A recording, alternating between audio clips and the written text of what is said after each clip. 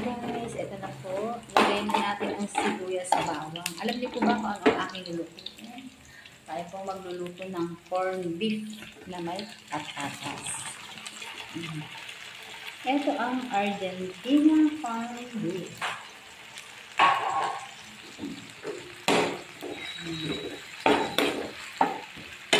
Kakaibang recipe ito guys, ang aking gagawin. Ayan guys, medyo tulog na yung corned beef. Ilagay na po natin ang patatas.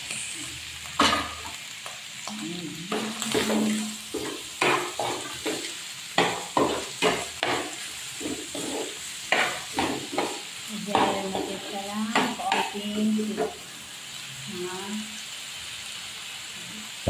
pampalasa.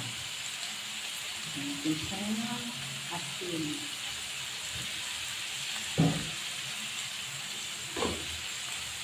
Siyempre, ang paminta. Ayan.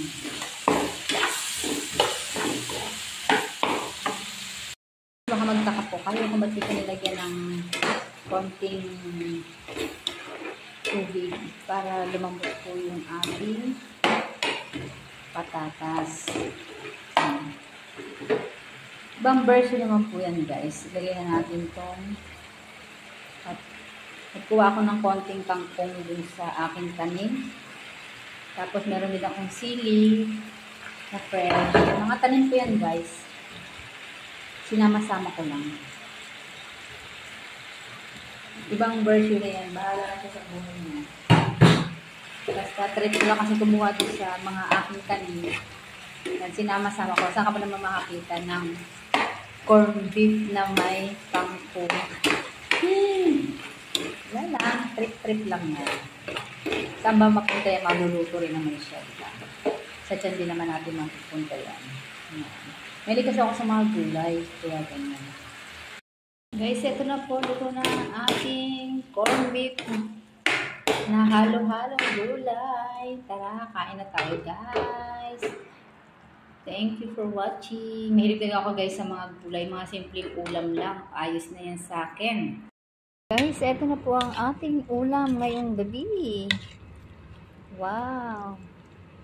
Corned beef na may patatas with kangkong. Halo-halo na siya. Bye! Thank you for watching. Good morning guys. Nandito naman po tayo. Magluluto tayo ng ating pananghalian. Isa-bisan lang.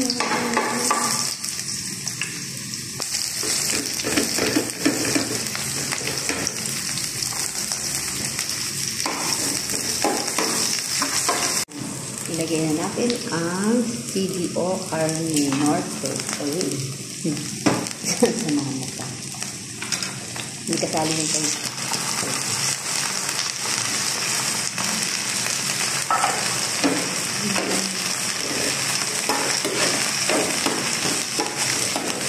Ilagay na natin ito. Sili. Isa-isa lang natin siya. Ayan guys, meron akong hinalong manok kasi may nagkakata akong manok na piraso, hinalo ko nito. Ayan guys,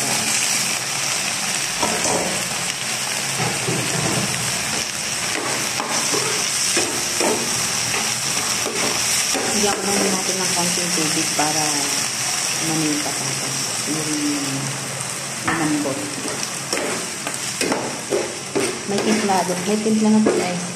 Iyak ko na siya ng asin, bechin,